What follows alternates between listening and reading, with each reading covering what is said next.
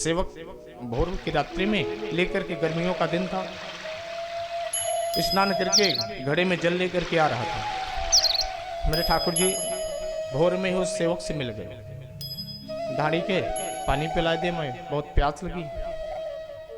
उसने कहा ना, छोना मत, बिहारी जी की सेवा के लिए जल जा रहा। लाला पिलाए देना, एक बहुत जोर की प्यास लगी है। उसने कहा पीने के बाद दूर छूना मत। ठाकुर जी को दर्शन देना था, कृपा करनी थी।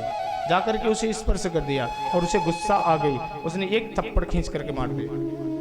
पुनः गया यमुना जी में स्नान किया, जल लेकर के पुनः आया और जब मंदिर का पट खोला गया तो मेरे ठाकुर जी के एक तरफ के गाल सूजे हुए थे। पुजारी जी ने देखा इस दृश्य को, रोने लगे। भगवान आपको चोट कैसे लगी? मानो उस पुजारी से वार्तालाप करने लगे, तेरे आज सेवक ने मुझे थप्पड़ लगा दी है। पुजारी उठे, क्यों रे, तूने आज ठाकुर जी को मार दिया? नहीं महाराज, आपने पट खोला, मैंने क्या किया? आज तो सुबह से याद कर लेती हूँ किसी को मारा है। उसे याद आ गई। पुजारी जी, आज मैं जब जल लेकर के आ रहा था ना, तो नन्हा सा बालक ग्वारिया आकर के मुझसे बाल बाल जल पीने की आग्रह कर रहा था। मैंने उसे मना किया कि छोना मत, ठाकुर जी की सेवा के लिए जल जा रहा है, लेकिन वो नहीं माना। आकर के स्पर्श कर मुझे गुस्सा ही मैंने मार दिया। पुजारी ने कहा, मूर्ख, तूने तो ठाकुर जी को मार दिया है। अब वह सेवक भी जिद कर गया कि जब तक आप मुझे दंड नहीं दोगे तब तक मैं अन्न जल का परित्याग करता। जिद करके बैठ गया। मध्याह्न का समय पटबंध हुआ। उसी सेवक की पुनः ड्यूटी लगी ठाकुर जी को पंखा झलने की। ठाकुर जी को पंखा ऐसे ऐसे झल रहा था। उसे नींद आ गई, पुनः रस्सी छूटी हाथ से, पुनः जाकर के ठाकुर जी के गाल पे लग गई। ठाकुर जी निकले बाहर, एक थप्पड़ खींच करके उस सेवक को लगाई। जब उसी थप्पड़ लगी तो देखा तो चारों तरफ पटबंद, कहीं कोई नहीं। 4 बजे सायंकाल में जब पट खोला, पुजारी जी ने आया, हाथ जोड़ा, महाराज आप अंदर थे? नहीं, तेरे सामने तो पट खुल रहा है। महाराज फिर मुझे थप्पड़ किसने लगाई? पुजारी जी समझ गए। बोले तेने जो संकल्प किया था ना, ठाकुर जी ने इसे स्वीकार कर लिया। मेरे ठाकुर जी, मेरे बिहारी जी के जब फूल बगले सस्ते, विश्व का कोई ऐसा पुष्प नहीं जो मेरे ठाकुर जी के चरणों में आकर के हाजिरी न लगा देता। एक बार की बात है, गोस्वामी तुलसीदास जी, सूरदास जी ने आहूत किया, महाराज आओ ना। बड़ी प्यारी छवि है मेरे ठाकुर की। तुलसीदास जी के सायंकाल का समय था। मंदिर के आंगन में बैठ गए। तुलसीदास जी ने कहा, महाराज बड़ी सुंदर लग रहे हो। कि क्या छवि वरनो आपकी, श्री बांके बिहारिया,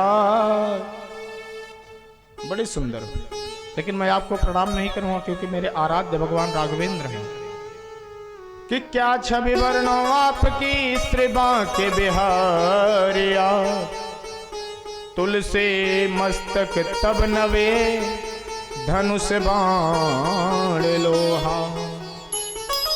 आप बंसी को हटाइए, धनुष बाण लेकर के मां जानकी सहित आइए, तब मैं आपको प्रणाम करूंगा। भगवान को वह करना पड़ा।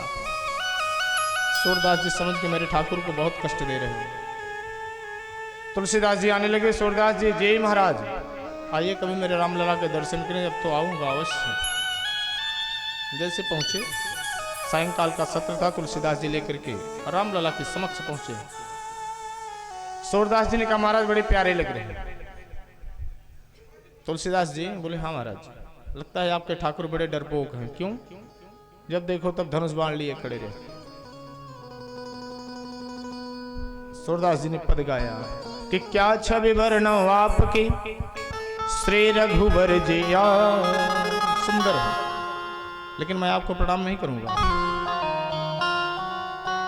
कि सूर मस्तक तब नव, राधा मुरली साथ। धनुष बाण को हटाइए, जानकी जी को हटाइए, बगल में किशोरी जी को बैठाइए, मुरली बजाते हुए आइए। राघवेंद्र को धनुष बाण हटाना पड़ा, जानकी जी को हटाना पड़ा, किशोरी जी को बैठाना पड़ा, बंसी बजाना पड़ा। क्योंकि मेरा ठाकुर स्वयं कहता कि भाव का भूखा हूं मैं बस, भाव ही एक सार है, भाव से भजता मुझे जो भव से बेड़ा पार है। कि अन्न धन और वस्त्र भूषण कुछ न मुझको चाहिए, भाव से एक फूल दो तो मुझे स्वीकार है।